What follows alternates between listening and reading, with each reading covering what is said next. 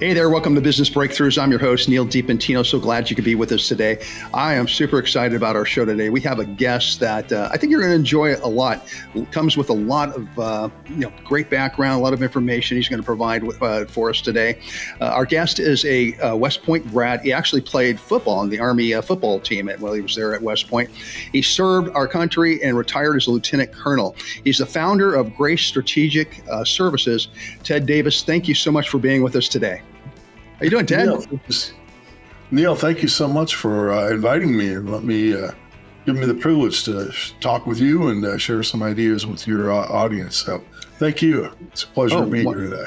100%. I got to tell you, I've been thinking about, we spoke a couple of weeks ago, just had, kind of a brief conversation, kind of tried to get to know each other and everything. And I really felt that there was a really cool connection there. So you're like a really easy guy to talk with and, bring a wealth of knowledge to the business world. And we were kind of talking before, we were kind of joking around before we got started about, we really on this show like to have people who, are in the trenches, who have, done business or dealing with people, not, somebody has a kind of a crazy idea that's going to get you rich overnight. And you're that guy. You're the guy that has been working in the trenches for quite some time. And we want to get into this a little bit more. But before we do that, Ted, tell us a little bit about yourself. Well, as you said, I had the great privilege of attending the United States Military Academy at West Point. A wonderful, wonderful privilege. 4 years that I cherish. I graduated in 1974, which tells you that I'm an old man.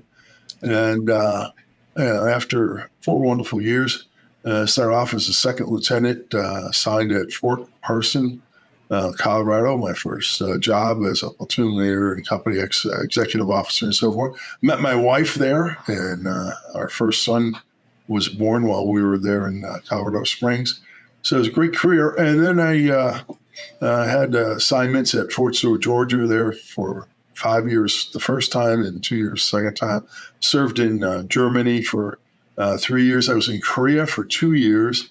A very interesting time. I got to serve in Korea when they had a kind of a national revolt, and was the assassination of President Park and all this stuff. So it was an interesting time to be there and to kind of witness history in the making. And then when I was in Germany, likewise, history in the making. It was when the wall came down and all that stuff. So it's been an interesting career. When I retired in 1996, very fortunate. The Lord just blessed me and my family. I immediately started off as a vice president for international marketing and sales for a manufacturing company, and great opportunity to learn a lot of lessons. Unfortunately, it was learning a lot of important lessons by seeing a company not succeed.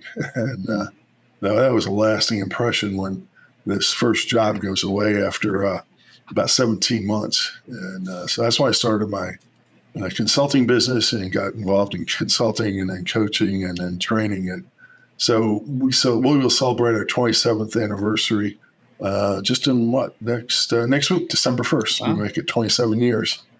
Fantastic. And been a great ride. So my mission, which kind of changes over the years as people kind of draw me into what kind of service I got.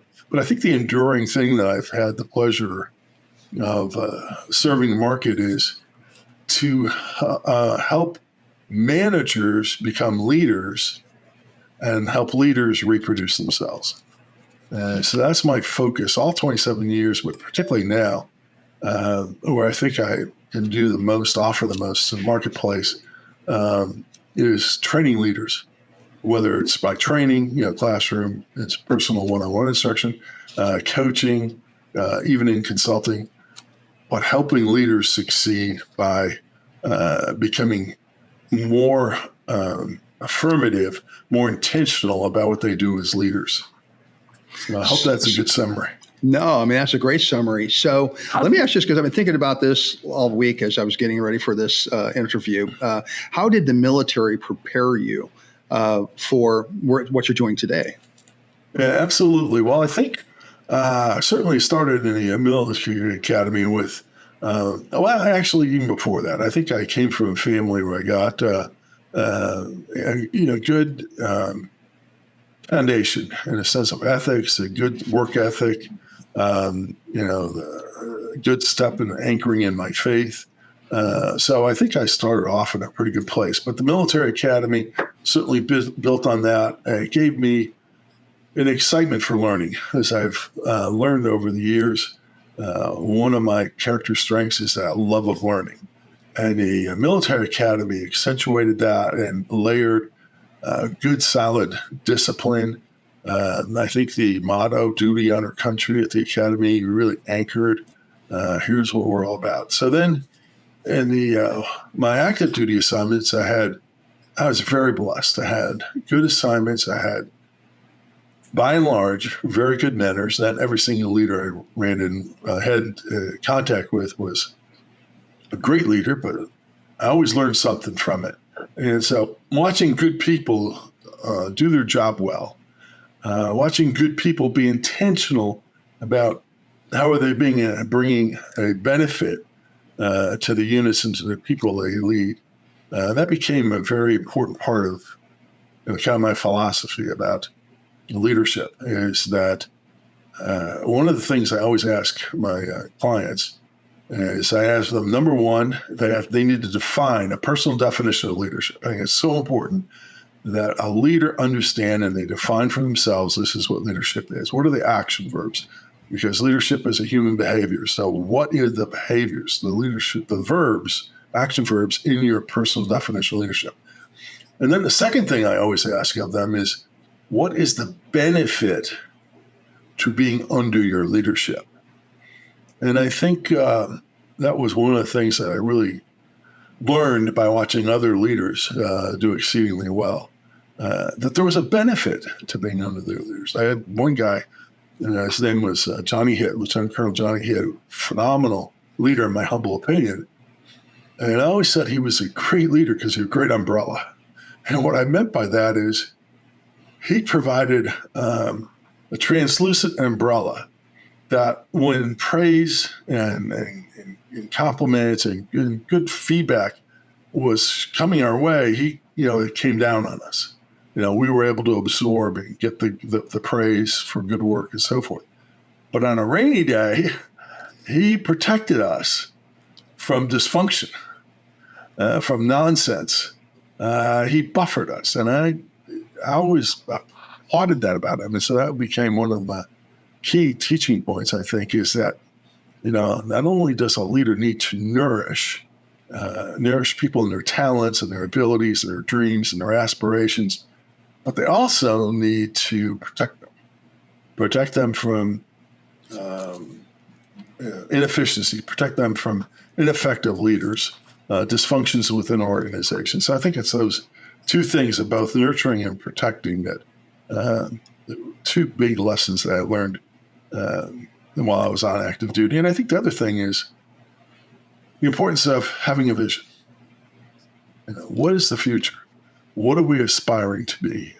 What's it going to look like? And then, of course, having a path to get there. My last 4 years in the Army, I was teaching at the Command General Staff College, and I was fortunate to be the chief of strategic studies and run the Army strategist training program. And so training strategists to think broadly across the company, think deeply about the issues, and to be able to think in time. What about the past? You created the present, and what about the present is going to lead into the future? What are those forces and trends? So being able to think in ends, ways, and means, where we're going to go, what's that vision of the future, how we're going to get there, what are the resources? You see, you push the red button and all this stuff starts flowing out. That's okay. This is your show, man. Just keep it coming.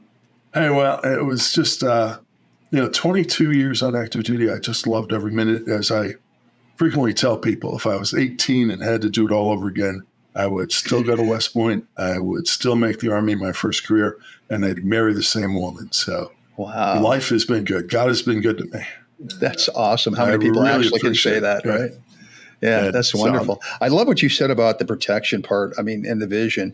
I think that, a lot of people look at leaders as being somebody who can kind of the boss, do this, do that type of thing. And that's what a leader is. But really, it does go deeper than that. It is dealing with people and understanding those people and what what their capabilities are and what what they are like personally as well. So in your teaching, when you're talking with your coaches, or I'm sorry, when you're coaching your clients, I mean, what kind of things do you tell them? How do you work, with them to get them to understand exactly what a good leader is?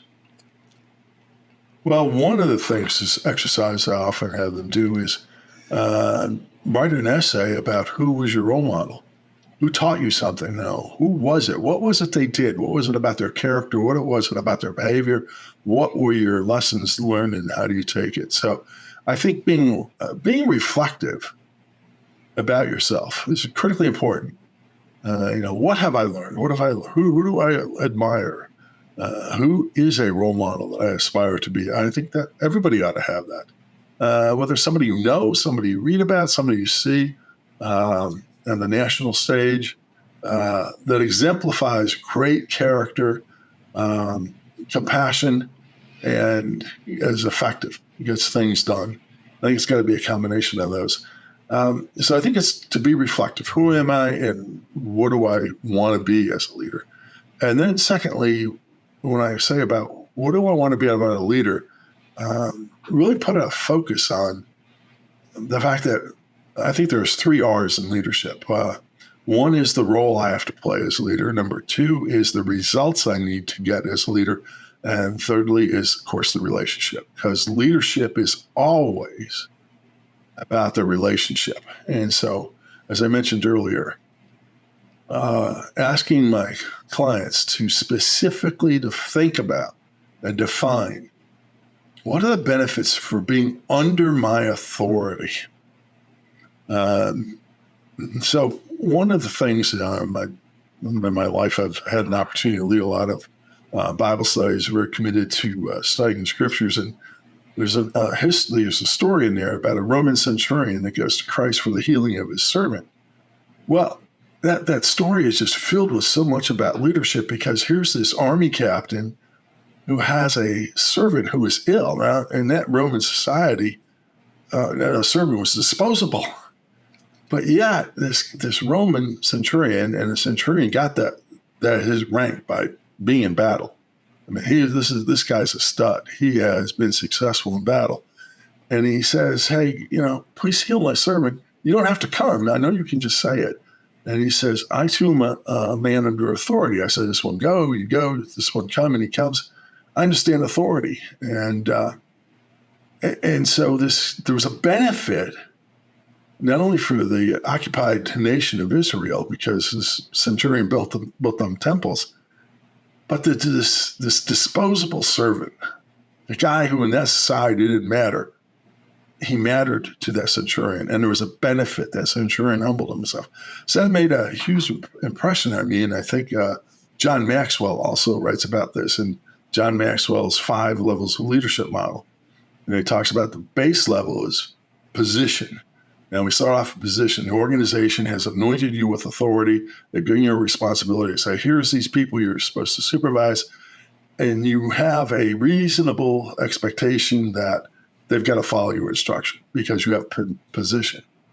But Maxwell makes the point that the next stage up, this is critical, is you've got to get to the point where people give you permission. They give you permission to be their leader. And because we all want a leader, we want a strong leader, somebody who inspires us. And so when people experience some benefit, it could be, I give them recognition, I keep them informed, I keep them fully equipped, I train them, I protect them. Here's all the things they're going to get so they can, again, it's a protective coating while I nurture them so they can blossom. And so I've got to know what that is. And so when people realize that, they give you permission. Now, don't ever expect one of your subordinates to come up and say, boss, you are so good, I give you permission to be my leader. Those conversations just don't happen. Right. So when they give us permission, it's an unspoken thing. But you'll notice it because they'll start to defer. They'll start being forthright. They'll start providing information. So it's a wonderful experience when people feel there's a benefit to being under their leader's authority. So I think we as leaders absolutely need to be intentional. If people are under my authority, and I've got to use my authority as an open hand. I don't use authority as a closed fist because that'll kill an organization. I got to use authority as an open hand. I share authority and I protect people with my authority. My authority is a resource for other people to grow. And so when they feel that way, the organization can be as big as we are. If I hold authority like this, we can only be as big as I am. But if I hold authority with an open hand, wow, we can grow. We can be absolutely magnificent. And so when people sense that, that's when they're going to start absolutely to nourish. So I'd encourage your readers to continue reading on John Maxwell's 5 levels of leadership to look at the other 3 levels. But it's a great model. Fantastic. And you were we were talking a little bit before we started the podcast. You told me a story when you were in the service about working with a subordinate. And the whole thing was that when you're able to make that kind of connection, like you were just talking about just now, that really frees you up as a leader to be able to do your job even better. Because now you have these people, you can trust them to do what they need to do so that you can, continue to do your job even better. Tell us a little bit, tell that story again, actually, if you wouldn't mind. Yeah, please. Absolutely. Well, this has been truth both in my military career and in civilian life as well, is that, there's going to be somebody that you have to rely on that extends your reach. So what I learned this as an Army captain, and I used to tell my driver, hey, you are important to me because you extend my reach. Now, my responsibility is to take care of these folks. My responsibility is to provide direction and making sure our soldiers are properly trained and equipped and ready and motivated to go accomplish something. Well, I can only do that if I'm outwardly focused instead of, I don't have to worry about me, I can worry about them. Well, if I don't worry about me, that's because you worry about me. And so when you take care of my stuff, when you get me where I need to be, you just help me, you extend my reach. So everybody here benefits from the kind of job you do of taking care of me. And so I think that goes on throughout life. I don't care where you are as a leader. I mean, how many people have an administrative assistant who, again, they extend the reach of the boss because they take care of the boss. Then you get a number 2 in the organization who, again, covers the blind side of the leader. So finding and I love the word you just mentioned about the relationship and the trust, building the trust. One of the key lessons that I learned and I pass on to anybody who I coach or train in is leadership. The number 1, the most critical skill we must have as a leader is to communicate effectively and instill trust. That is one skill set. Communicating effectively and instilling trust are so inextricably linked, you can't separate those. You can't instill trust unless you're communicating effectively, and you can't communicate effectively until you instill trust. They're absolutely tied together. And so which comes first? Yes, you got to do them simultaneously. Right. And they got to build. But when people, when they hear from you and they know when we give them timely, meaningful, relevant, sufficient, and accurate information, those are 5 elements of effective communication. When they get that kind of communication, wow, I can trust you. And when they start to trust, the filters that can distort my message will start to come down. Now they'll start to hear me because they believe in what I have to say. And the more that I provide that timely, meaningful, relevant, sufficient, and accurate information and feedback and so forth, the more success we have, the more we relate to one another, the more the organization can do. So, again, you let me ramble.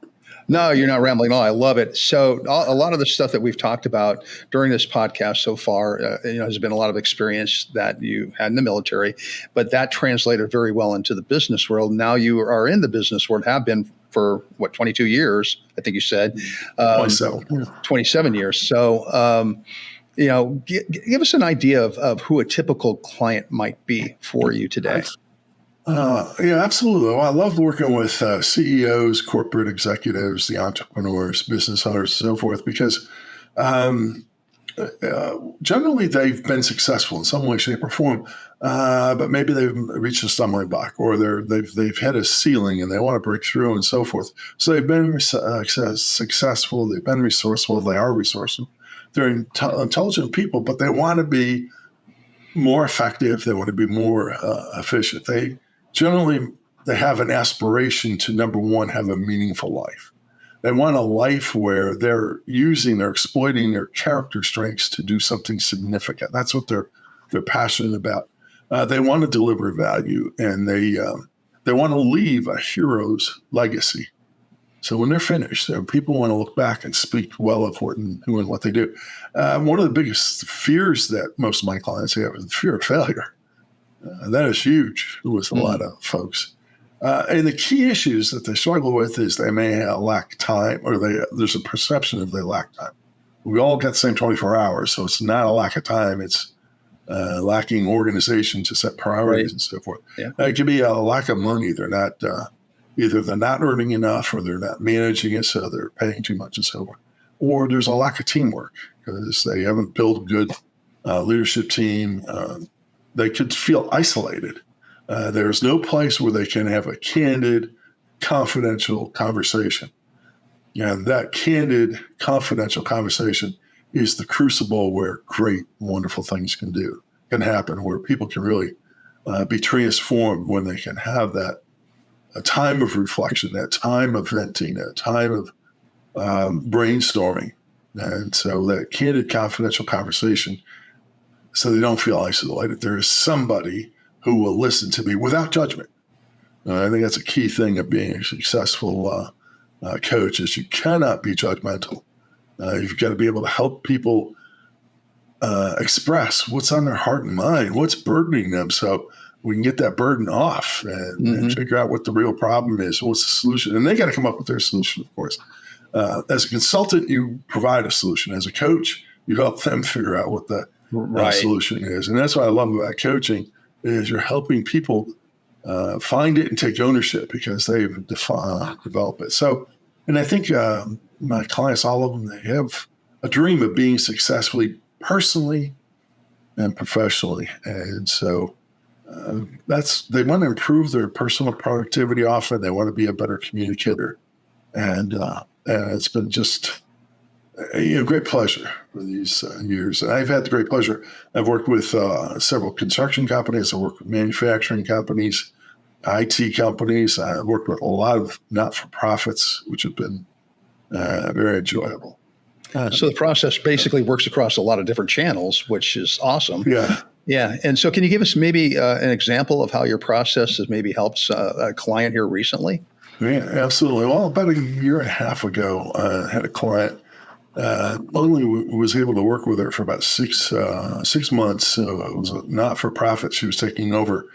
And it was her first time as the CEO.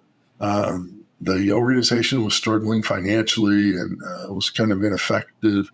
The executive team was very weak. And so one of the first things we had to do was help clarify in her own mind. She really did. She had a great career up to that point. She definitely earned the privilege of being the CEO. And it was getting her to understand that she had earned that, helping her clarify, okay, what's different about being a leader as a CEO versus a leader as a department director. And so getting that clarity about her abilities and her skills so she could have self-confidence. We had to overcome that self-doubt. So we wanted to get her both humility, which she already had, and confidence, that wonderful blend that Jim Collins talks about in his book, 5 Levels of Leadership Modeling, Good to Great. That wonderful blend of humility and strong will. And that meant she needed to be confident. So we worked on that, and she did become more confident. She could see why she was capable and what she leveraged in it, but and then how to work with her team. So we worked with the team as well to get some cohesion. And in that process, we were able to do some root cause analysis and figure out where we were able to figure out where the root of the problem was organizationally. Who was that person? And once we were able to identify who that was, walked her through and rehearsed conversations, brainstormed how this thing's unfold, so she could identify that disruptive influence and terminate their employment. And then once she got that person out of the way, the team coalesced, the organization, it was like had a great breath of fresh air. And they started to make progress. They started to thrive because she was thriving personally, and you could just see it cascade down. I think one of my truisms, at least to me, it's true, and I talk about it. Every organization will, over time, reflect its strongest leader. And when she became the strongest leader in a very positive way, as she became more steady, more convinced that she was the right person and she was taking right action and she's seeing the results, as she was blossoming, you could see the organization start to blossom. So I think it kind of proved that case that the organization will reflect the personality of its strongest leader. So I think that was one great experience I've had of many. Here recently, I've got 2 clients I'm working with now where it's both leadership instruction and individual coaching for the one team is 6 and one team is 5. And again, to see the leadership team come together, people who are really talented individually, but they're not coalescing, they're not clicking yet, and to be able to help them individually figure out what's blocking. Why do we not have trust? And then to be able to clarify it collectively, so they become, and what's his name, Patrick Lencioni's wonderful model about 5 behaviors of a cohesive team. Great model. So again, it anchors in trust. So we were able to reestablish trust and establish ways to have constructive conflict in conversations, dealing with issues. How do we deal with issues? Not personalities, how do we deal with issues? And then be able to commit and hold each other accountable to get the kind of results we're looking for. So the 2 teams that I'm working on currently, enhancing the cohesion and the trust, seeing them progress, seeing them get great clarity about their business model, great clarity about their individual roles, and what are the essential things they must do in their roles and how they synchronize those together. And now see them blossom. That's just been wonderful. It's got to make you feel really good, I would imagine, huh? Yeah, absolutely. Yeah, fantastic. I think you said earlier on, we were talking that as a coach, your job is really, a lot of times the answers are right there at their fingertips. It's just maybe too close to the forest to see the trees. I think that's the saying, right? And so you're the one that comes in there and helps them to find that clarity, to help them find that confidence in everything. Oh, absolutely. I think that word clarity is absolutely huge. I think it's, clarity of your own aspirations, clarity of your own character strengths, clarity of your vision and so forth. But I think as a business leader, clarity about what is your business model. Are you very clear about who your ideal customer is, who your avatar is? Are you clear about the value proposition that you're making? Are you clear about how you deliver value? Are you clear about your financial model? So getting clarity across the board, I think, is essential. And then, as I mentioned earlier, communications and then collaboration. How do you work together? So, business, I think, is so exciting because there's so many moving parts. It's about human behavior. Human behavior is absolutely fascinating. And then we see it come together, all this human behavior coming to organizational behavior. Whoa, that is incredibly complex. But it's, particularly when it's done well, it's so inspiring to see people come together as effective teams and perform well. Sometimes we see it on a Sunday, when a team plays exceedingly well. Fortunately, this past Monday night, my Chiefs did not play well, but generally they have. So I think that's the important thing. I love the way you talk about that clarity. Yes, I think that's so important that we have it. Please. Well, I think that you brought a lot of clarity for a lot of people in this interview. And unfortunately, we're coming to the end of this thing, and we've actually gone a little bit over. So it's like, that's okay, because I really enjoyed having you on, and you've got some great information. You shared a lot of that with us. Any final thoughts you'd like to share with our audience?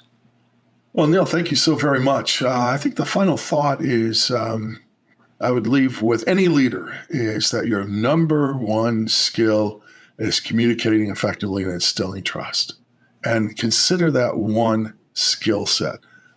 You've got to be able to communicate effectively and instill trust. And until you instill trust, your communication is not going to be as effective as it should be, because people have a veil of protection over it. So you've got to do those two things simultaneously. Fantastic. Ted, if our audience wants to get in contact with you, find out more about you and find out more about your business, how do they go about doing that? Well, the easy way is call me, 913-306-1499, or email address tedavis@grace4success.com. tedavis@grace4success.com. Ted, you've been an awesome guest. I really appreciate you being on the show. And that is our show for today. I'm so thrilled that you could all be with us. Business Breakthroughs is sponsored by Titan Media Works. Check us out at titanmediaworks.com, and that's works spelled WORX. And also check out all of our other great hosts on the Small Business Deliver Network at smallbusinessdeliver.com. So glad you could be with us today. Until next time, bye-bye. Take care.